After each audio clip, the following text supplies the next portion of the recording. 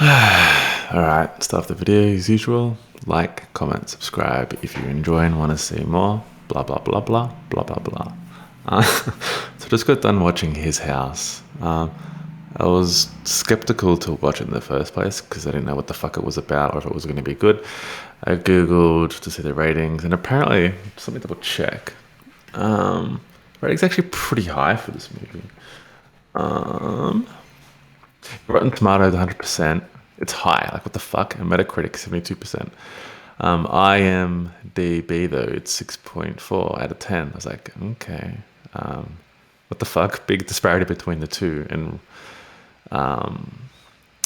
in the Google rating, it is also a 4.1 out of 5 out of 707 ratings. That's pretty high. I was really fucking confused. So His House is a horror movie about a refugee couple who makes an escape from a war-torn South Sudan, and they struggle to adjust to their new life in an English town. They don't specify what it is. They do hint at London, but people say, yeah, sure, if you want to believe that, you believe that. But it's not very clear what part of England they are. And there's an evil lurking like spirits throughout the movie. Just straight off the bat, the movie wasn't really scary at all. There were some scenes that were a bit gory and a bit like, I don't want to see that shit. But it wasn't spooky or scary at all for me personally. It was more just gross, I guess. Like you're looking at a scene where someone's putting fingers underneath skin, or a knife cut or blade or things like that. More gruesome, gory kind of aspects to it instead of being scary per se. But overall, I thought this movie was pretty fucking boring and shit, and it didn't make a lot of fucking sense. It kept flashing back between present time and past, which is okay, but it was a bit hard to tell if they were like having a teleporting spooky experience or they were in the past because they looked exactly the same as they were in the current time. They should have perhaps changed their appearance from modern day to their past. It was a bit hard to tell what was what. You do get it after a few seconds into the scene, but from the very beginning, it's like, what is this time frame and where is it placed? So I didn't really like that at all. Acting itself was decent, was okay, nothing special, wasn't shit. It was average acting. So at the beginning of the movie, they're in a mental facility ran by white people. So it's pretty, I guess, hints on racist tones. The village gets slaughtered in the very big.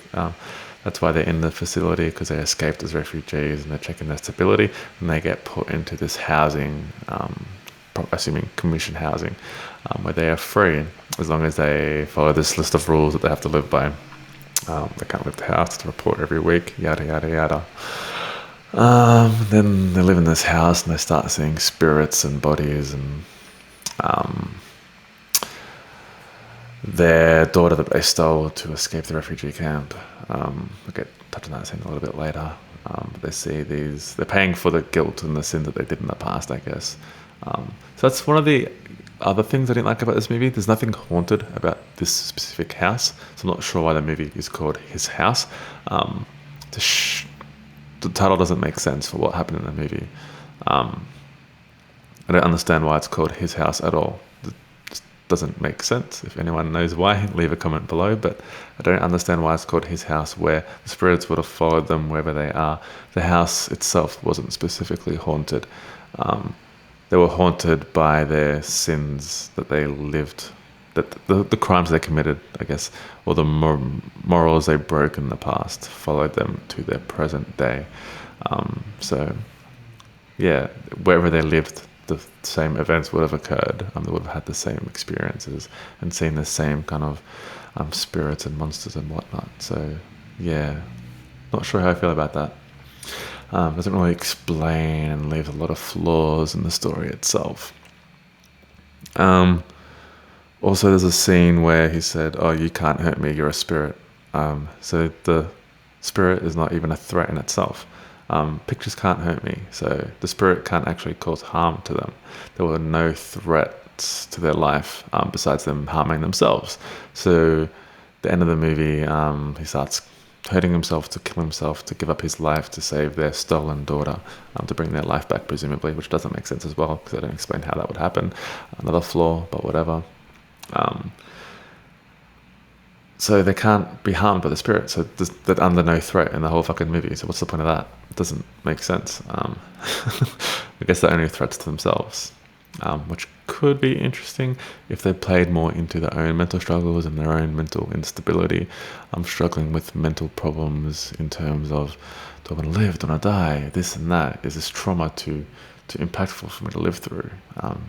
Instead of focusing on the spirit aspect of things.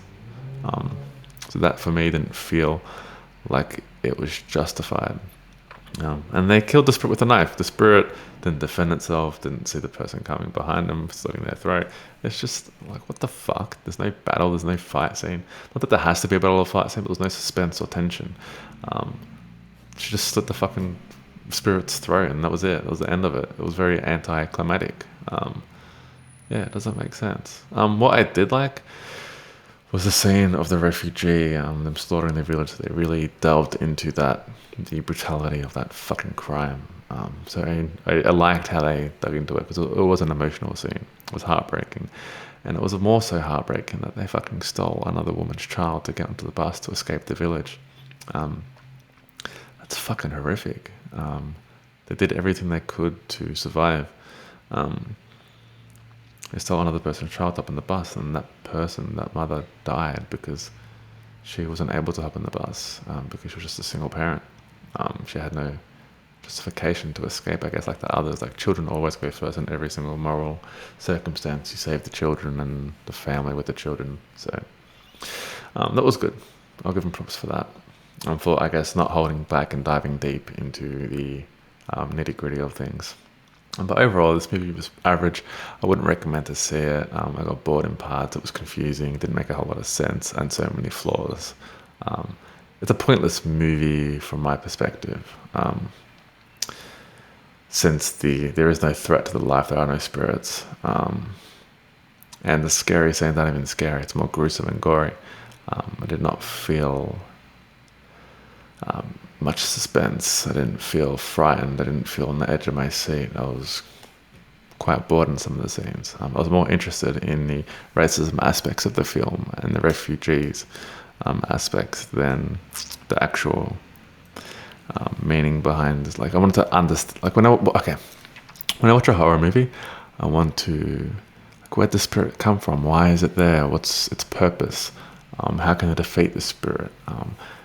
How could the spirit kill them? Things like that. But all that was just taken away from it not being a threatening spirit, it just being, I guess, PTSD kind of things.